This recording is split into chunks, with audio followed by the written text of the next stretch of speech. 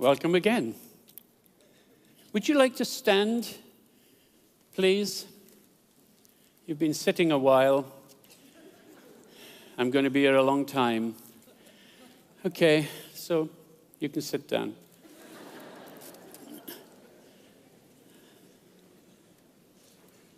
Now, I've come to a church of many accents. I've already seen that, and I'm now introducing a new one to you.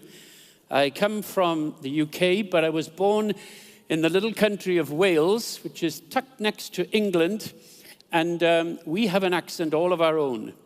And although I left there many decades ago, I still retain it, and it's very sing-song.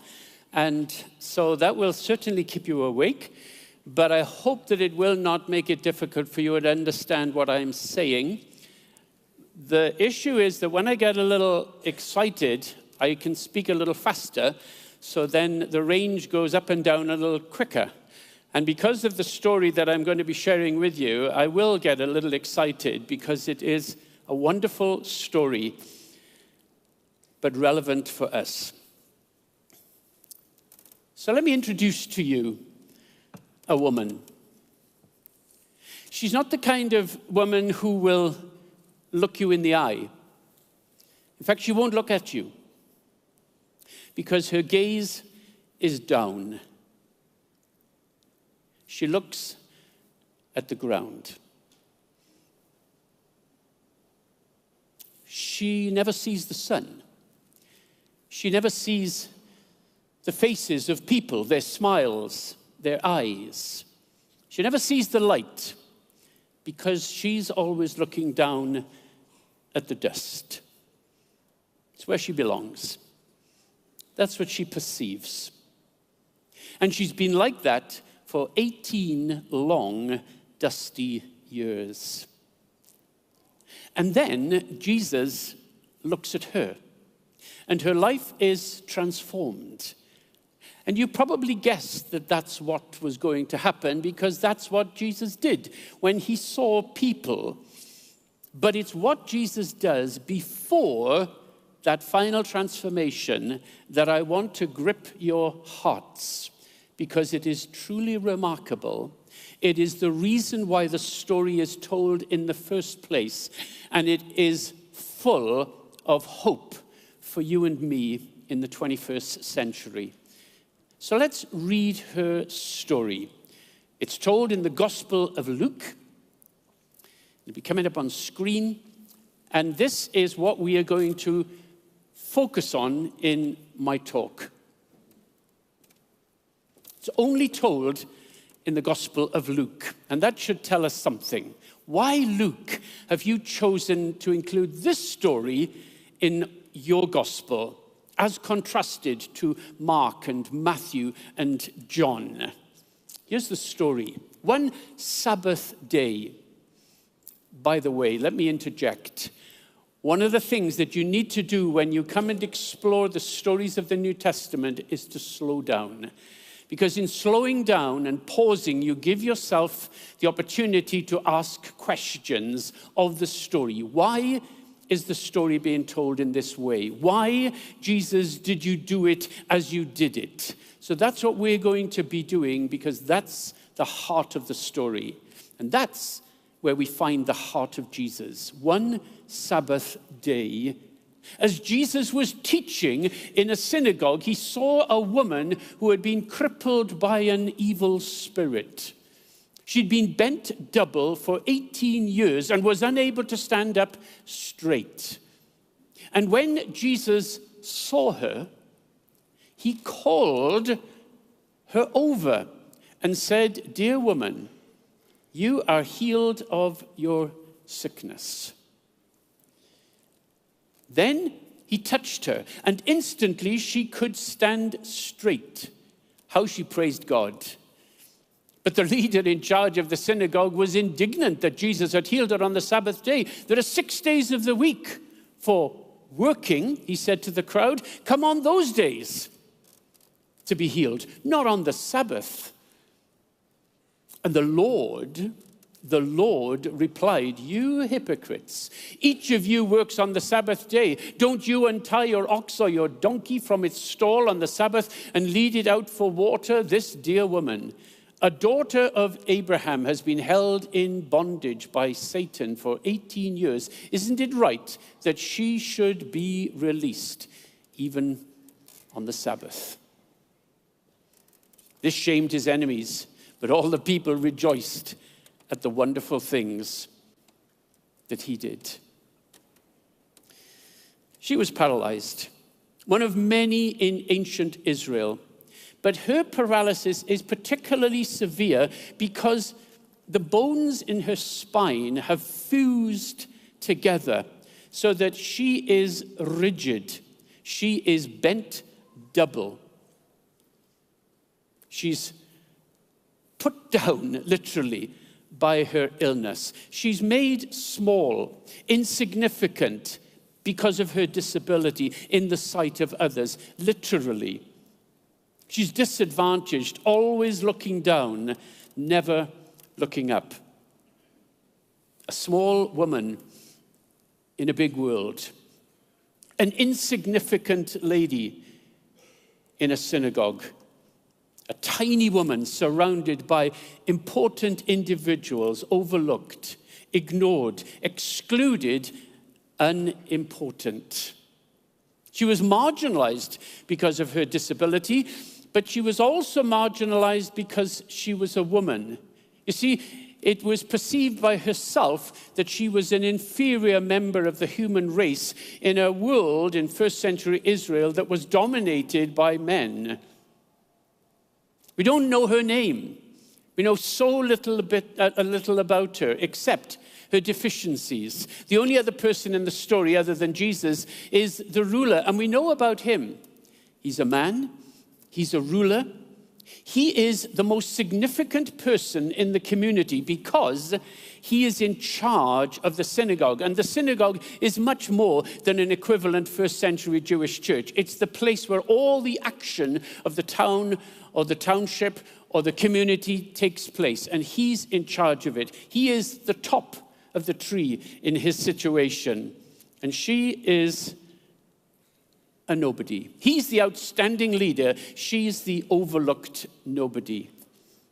And it's even worse than that for her, because not only does she look down on herself because of her situation, and not only do people look down on her because she is bent double and can't look up, but people assume that her paralysis is her fault.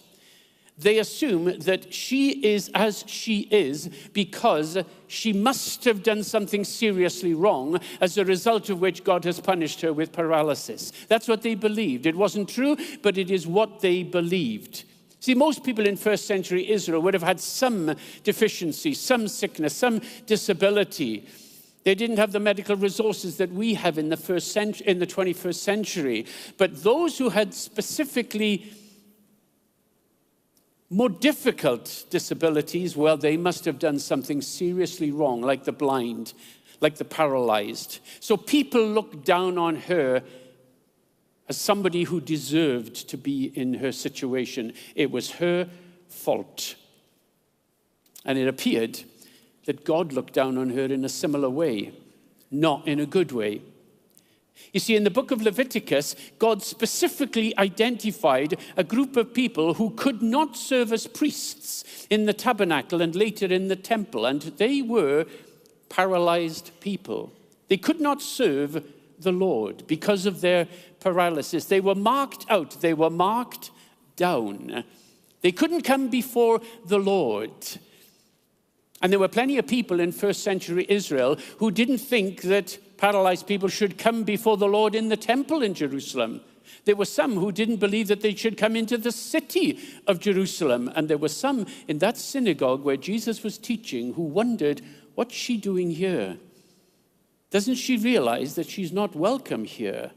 God clearly doesn't welcome her because of what he has put upon her, because of the sin that has resulted in her situation right now.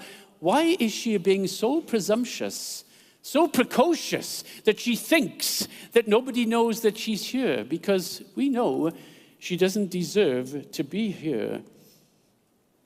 People marginalized her. People sidelined her. And it looked as if God himself had sidelined her as well. Overlooked her. She's not important. You can see it. I wonder if you feel like that from time to time, that you feel that God has overlooked you, maybe because of something that you've done, maybe something that you've just done, maybe something that you've done long times ago, and you wonder whether when he looks at you as somebody who in his eyes is stained, and stained for all time, and that is affecting the way that he looks at you. Well, we need to get a proper perspective of how good God looks at us, and this lady will help us gain that better perspective. But that is currently how she feels about herself, and everything in her community and her upbringing and her trajectory thus far is indicating that her perception of herself is an accurate one. Oh, but it's even worse, because we hear that, and Luke tells us, that a spirit of an infirmity is associated with her situation. Jesus tells us that Satan has bound her. Satan has taken advantage of her situation, has manipulated her situation so that it is even worse than it truly is. Now, there is no indication of a demon being in this lady. She is not demonized. There's no mention of a demon in the story. Jesus doesn't cast a demon out. In fact, Jesus touches this lady, as we will see, and Jesus never touched demonized people. We will see that Jesus talks to this lady, and Jesus never talks to demonized people. He only talks to the demon and gets rid of the demon before he talks to the person concerned. So this lady is not demonized, but there is something malevolent, something malignant, something evil about her situation, which is making her feel even more overlooked and ordinary and excluded and insignificant than it might be otherwise. She's desperate. Absolutely desperate. But however desperate she is, you know that Jesus is going to bring a change in her life, because that's what he does. That's who he is.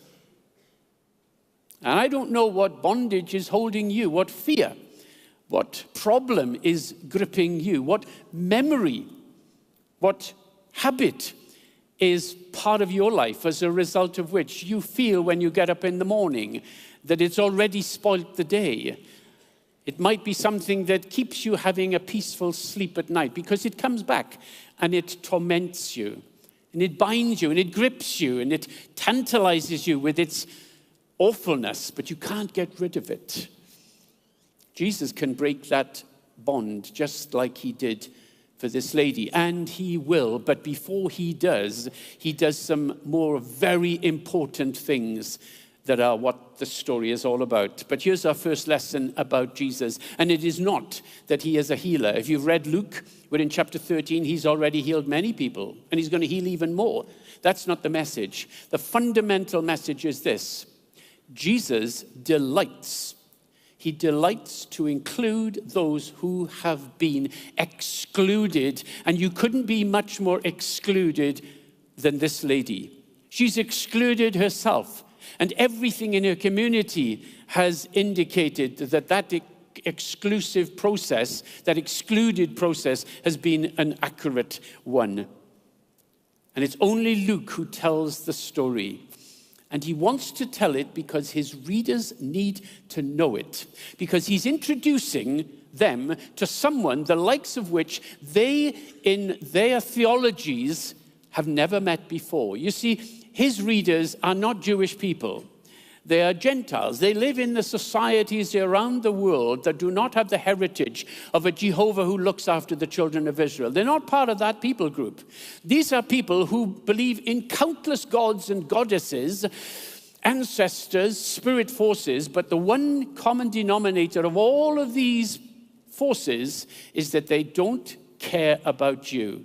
They're not interested in you. They cannot possibly have the time to be sympathetic to your situation, let alone empathetic. Oh, you can pray to them, but please don't expect them to respond. You can worship them, but do not anticipate that that is going to result in a relationship being developed between you and them. You can give them offerings. You can give them your service. You can give them your adoration. But it is of insignificance to them because they couldn't care less about you. In fact, they are apathetic to your very existence. Luke is having to introduce these people to somebody who is the exact opposite, who does care practically, intimately, immediately, personally, individually, and this story is going to encapsulate all of those thoughts. So that's why he tells this story, because this is shockingly good news to the people to whom he's speaking. So let's see how he paints this story before their very eyes. First three words in the story. It happened on the Sabbath, the Saturday in a first century Jewish culture. It happened on the Saturday when this transformation took place. And if I was Jesus, or if I was with Jesus, I would say, what's so significant about the Sabbath? Why did you choose to heal on the Sabbath? Because Jesus delights to heal on the Sabbath. He does it many times. 6 times in the Gospel of Luke. And the writer picks it up because his readers need to know something about Jesus' priority. You see, the ruler of the synagogue gives the game away when he says to the people, why are you bringing people to Jesus to be healed on the Sabbath? Because you know that's against the rules. Jesus, why are you healing this person on the Sabbath? Because you know that breaks the regulations as to what should happen legitimately on the Sabbath. And you are doing something that is clearly illegitimate. I'm healing someone. Yes, but that's work. And the one thing you don't do on the Sabbath is work. It is a day of rest. And they legislated as to what constituted work. And one of those constituent elements that resulted in the activity being identified as work was healing. Jesus heals on the Sabbath. In fact, in chapter 4 of Luke, Jesus identifies why the Sabbath is there. And he says it is to liberate people. It is not a place where you encapsulate people in rules. It is a place where people are transformed and redeemed and liberated. And that's why he does it on the Sabbath. Jesus puts her before any such rules. He's not going to wait until the next day because his priority is to deal with her situation on that day. She's not expecting it. Nobody is expecting it except Jesus, because Jesus' fundamental message to this group in the synagogue and to us in this auditorium today is, I delight to include excluded people who don't realize the depth of my determination to make a difference in their lives. I'm going to make them feel special, truly, anytime I want, as long as it's now. As long as it's now. So what's the second thing about Jesus, other than his priority, is this lady? Well, the second priority is he puts her center stage. He shines the spotlight on this tiny, overlooked, overshadowed person who's tucked away in the corner, so small that nobody can see her. And she's used to that. She's been used to it for 18 years, but now the spotlight swings onto her. And Luke refers to her emphatically 4 times. Jesus saw her. He called her. He spoke to her. He touched her. 6 times this lady is the subject of sentences in the couplet verses 11 and 12. She's that important. And Luke wants us to understand just how important she is. This is no occasion where Jesus in the synagogue sees her and then moves on to the rest of his talk. It's not even an occasion where he observes her and heals her with just thinking it and then moves on to something more important. Because there's nothing more important, no one more important than this lady. And even his teaching in his sermon is going to stop while he addresses her. And in that moment of address, he is going to teach something that is so significant that Luke records it, and he doesn't record the content of the sermon. The spotlight is on this lady, this overshadowed lady who lives her life in darkness. She's the most important person in the story. Luke, what happens next? Well, Luke says the first thing that happens is this. Jesus saw her. He saw her. More literally, he observed her. He noticed her. Now, Jesus doesn't expect her to do anything. She doesn't anticipate that she will do anything. She certainly doesn't expect Jesus to do anything positive to her. She's come to listen to what this great man has to say in his sermon. She doesn't expect to be healed. She knows it's her fault that she is as she is. And however much she might have asked for forgiveness, the situation hasn't changed, and so she assumes that God is not ready to heal her yet. So she doesn't expect that. There's no even any evidence that she's looking at Jesus. And maybe she couldn't anyway if she's bent double, but that's not the point. Because he looked at her. He saw her. And Luke has included that information because he doesn't want us to miss it. Jesus sees her in his audience. He observed her. Just like he's observed you. Just like he's looking at you. Individually, personally, intimately. Because it's no coincidence that you are here. Even if you come every Sunday, this is the first Sunday that you've come and heard this story being told by me. And that's no coincidence, because this is a story that is dedicated for you. Jesus was looking at her, and Jesus is looking at you. But why? Well, you see, Jesus knew what was going to happen.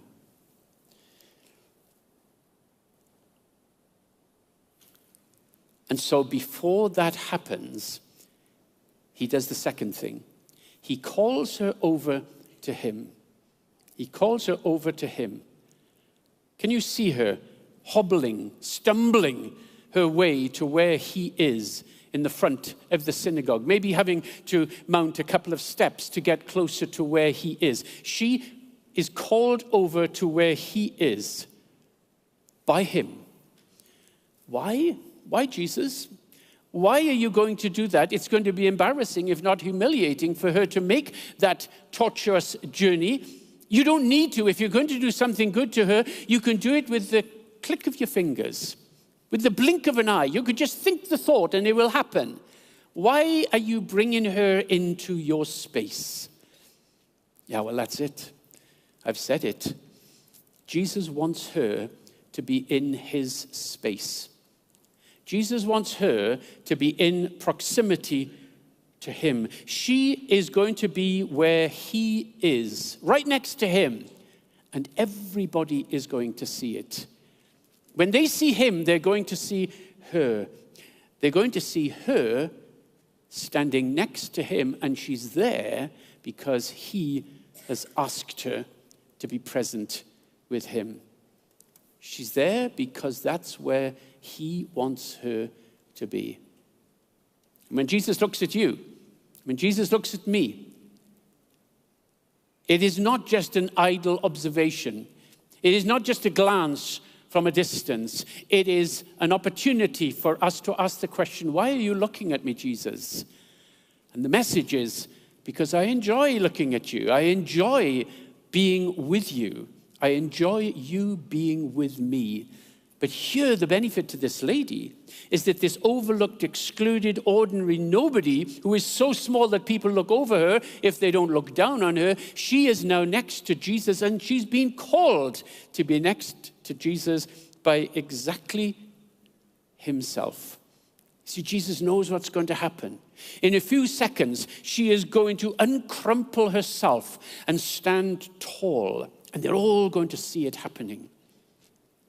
She's going to look into her eyes. She's going to stand erect. She's going to look and see his smile. And they're all going to watch that happening. And that spotlight is now not just on her, but it is on her and him together. And remember who's in charge of the spotlight. It's Jesus. He wants to enjoy this moment of being transformed by him in his presence. She would have been thrilled to bits if it had happened in the corner where nobody saw. But he says, no, you don't realize. You are not a person in the corner person. You are somebody who is so special to me that when I do something good for you, I want everybody to see that I'm doing something good for you. This is not an accident. This is not a random magical act. This is not a prophet who has come to do something and you're the lucky one. Absolutely not. You are so important that I want you to stand by me so that I can let everybody know that I've chosen you to do something good in your life. But I'm nobody. Yes, he's certainly worthy of an applause. But he hasn't finished, and the healing hasn't happened. But already she's getting a better perspective of who he thinks she is. Because do you see what Jesus does next? Before the healing happens, he touches her.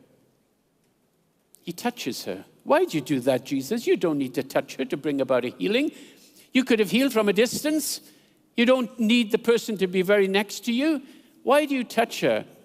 And when that lady saw the hand going in her direction, maybe she feared the worst. Maybe she thought a slap was going to be coming in her direction because she knows that she was on forbidden territory being there because as a sick person, she also carried with her a ceremonial contamination and uncleanness because it was assumed that the sickness had been caused by sin. And so you didn't touch people that God had already put a mark on. You didn't touch them because if you did, then you would be ceremonially contaminated by the uncleanness that was associated with her. And you would have to go through a period of cleansing that could last up to 7 days. Jesus, why did you do this? Why are you putting yourself in that dangerous position of having to be contaminated by her uncleanness? Well, Jesus doesn't need to answer. But he is not going to be contaminated by anything. He is not interested in these petty rules that are based in nothing. He touches her because he wants her to know that she's too special not to be touched. This is not just an act of compassion, an act of mercy. This is equivalent to an embrace. Remember, she's still crumpled down. She's still bent double. She's still in a position of feeling nobody is interested in me at all. And he maybe gets on his knees towards her and he puts his embrace around her and says, do you understand exactly who you are now? Yes, because I don't know why you're doing this because I haven't changed. I'm still as bound as I was. Yes, but the difference is that I have a different picture in my mind when I think about you, and you are special. You're in my space. I've called you into my space. I didn't accidentally do it, and when you came, I realized what a mistake I'd made. No, I called you into my space, and I'm so glad I did. I've invited you to come, because now, not I'm going to heal you, now I've got something I want to say to you. And the first word he says in the original Greek is daughter. Daughter. This woman who has had nobody as a father figure to bring her to Jesus, Jesus identifies her as daughter. And not just daughter, but daughter of Abraham. Daughter of Abraham. She who perceives that everybody has excluded her, including God.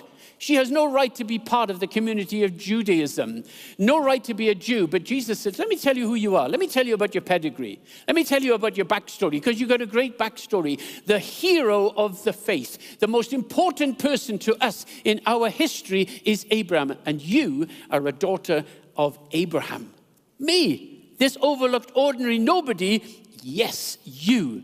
You need to see yourself in the way that I see you, daughter of Abraham. Nowhere does Jesus use that term of anybody in the Gospels except this woman. She's special. And he wants her to know, and he wants her to know in the presence of everybody else. And then we come to the end of the story, but it is not the conclusion. It's just the end of the story. It's the little bit that's to be added on, because she gets transformed. But she's already had the benefit of being transformed in the process of leading up to this moment. And the healing itself is immediate. It is complete. Certainly, the specific word that Luke uses for her immediate healing is a word that he uses 13 times in his Gospels, and it's always in relationship to Jesus' healing. Jesus doesn't need to wait until he does what he wants to do and for that to be activated, and it happens in this case as well. She was made straight. The verb that is used has a tense in it that indicates that it is an immediate erection in her spine. She is completely transformed, loosed from her bondage completely and immediately. In fact, Jesus confirms it. He says, you're loosed, you're freed. Again, the same word indicating that it is a permanent restoration. You're not going to go back to that. But don't forget, I don't want you to go back to the other perceptions that you have of yourself as well. Because you're not just loosed physically, but I want you to recognize that you should be loosed spiritually as well. Because I have not just given you physical healing, I've given you complete healing. The opportunity now to trust me with your life, with your future. She recognizes that the one who is standing before her is not a miracle worker only, is not simply a healer, is not even Messiah, but he is her God. Her God. Her God squashed into a body, but nevertheless her God. And Luke tells her exactly that is correct, because Luke says, the Lord has healed you. The Lord has healed you. Now Luke knows that the term Lord is a term that is most appropriately applied to Jehovah. It's the Jewish name for God. He's the Lord God. Luke, why are you applying this name to Jesus? Because Jesus isn't God. Or is he? And of course he is. And Luke wants his readers to know that the God that he is speaking about is encapsulated in this human form, Jesus. Jesus is not just a good Jew, not just the best of Jews, not just somebody who is the best representative of God that there could be. He is God himself, and it is he is the one who has seen this person, who has called her over to him, who has touched her, who has spoken words of comfort to her. And the message to Luke's audience is that this God is the one who wants to call you into his space so that he can do good to you. Just before this story is a story that Luke records about a fig tree that, oddly enough, is not bearing fruit. And it should be, because the climate is perfect for fig trees to bear fruit, but it doesn't bear fruit. And then we have the story of this lady. And then we have the story Luke records of Jesus speaking about another tree, a mustard tree. And what's significant about this tree is that it is bearing fruit. What's even more significant is that the mustard seed is so tiny, so small, that you could overlook it because it is tiny. And Luke puts these stories before and after this story. Why? Well, it's obvious when you think about it, because the fig tree is like the ruler who knows all about the Torah, the Old Testament pictures of God. He should be bearing fruit, but he has completely misunderstood the mission and the majesty and the person of Jesus. He's like the fig tree. But this mustard tree, which starts so tiny, but now has become a tree, and the birds of the air are sheltering in its wings. This mustard tree is that lady, this overlooked, ordinary, insignificant, tiny lady. People look down on her, but she has manifested what God wants, the ability to recognize who Jesus is and that he wants to do good. No one's too small for Jesus. No one's too uninteresting for Jesus. No one is too excluded for Jesus to want to do them good. And you say, I wish I was that woman. I wish I could know not the reasons for her exclusion, because I sometimes feel excluded. I sometimes can't look up and see the light. I sometimes can't see the future. I sometimes can't see the light at the end of the tunnel. I so buy into her feeling of being marginalized and sidelined and overlooked. I so also can wonder whether my existence is needed. What I really would like is to know that he was looking at me in a good way, and that he was wanting to do me good, and that he was going to want to call me into his presence so that he could touch me with his presence and say words of comfort, like daughter, like son, you're special, more special than you realize. You're special to me, and I want to make a difference. That lady didn't have a name. Maybe we could name her. We could put our name to her, because that fits exactly who we are. Well, if that's how you're feeling this morning, because I'm pretty much through, if that's how you're feeling this morning, you're in a good space, because he wants you to be in his space. That's his manifested, determined desire when he encounters us, is that we encounter him, and encounter him in ways that are appropriate to our personality. He's never going to embarrass us or make us feel awkward in his presence. He's going to do it in a way that are uniquely relevant to who we are. That's what he did to her. That's what he will do for us. He calls us to him, having seen us, so that he can speak to us, so that he can touch us in our lives. We need to say thank you. Thank you. You see, salvation is just too good to be true, but it's true, because we have to do so little to benefit from the resources of God towards us. We do so little to benefit from the unilateral plan of God to make a difference in our lives. We're not looking to him. We're not begging him down. We're not pleading for his involvement in our lives. We're just sitting passively. But what we need to tell ourselves every day is that as far as he's concerned, he is not passive in his attention to us. He is actively orienting his resources in our direction. He sees us in order to do us good, to call us to him with words that are appropriate to his perspective of who we are. So I'm going to pray for us all. And my prayer will be one of thanks. And it will reflect this story that we have explored, because it's a story that took place 2,000 years ago, but it is not irrelevant. Because it's only there because Jesus knew that this story would be told in centuries to come, including here in New Life and anywhere else where you happen to be online. So let me pray.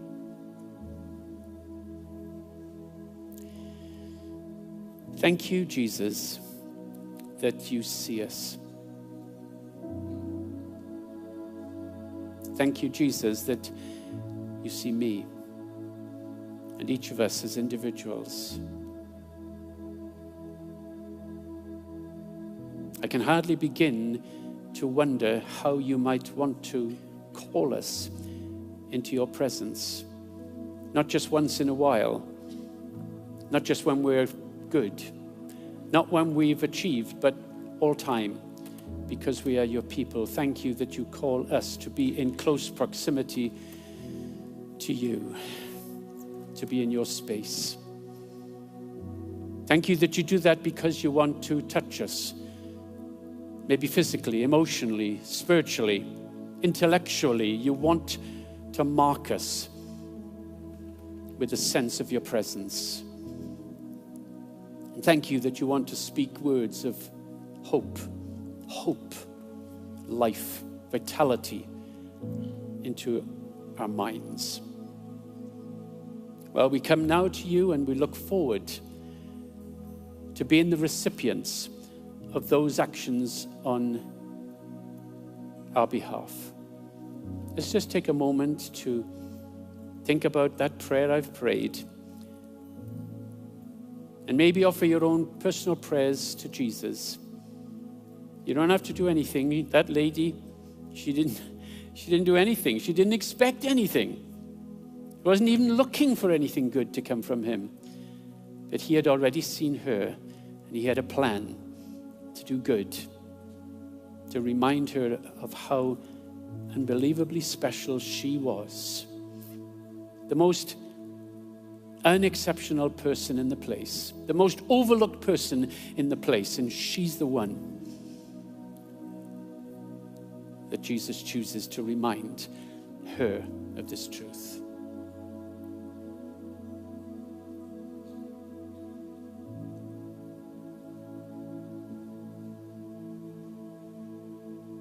Maybe you don't know this person, Jesus. Maybe you're intrigued that such an historical person could be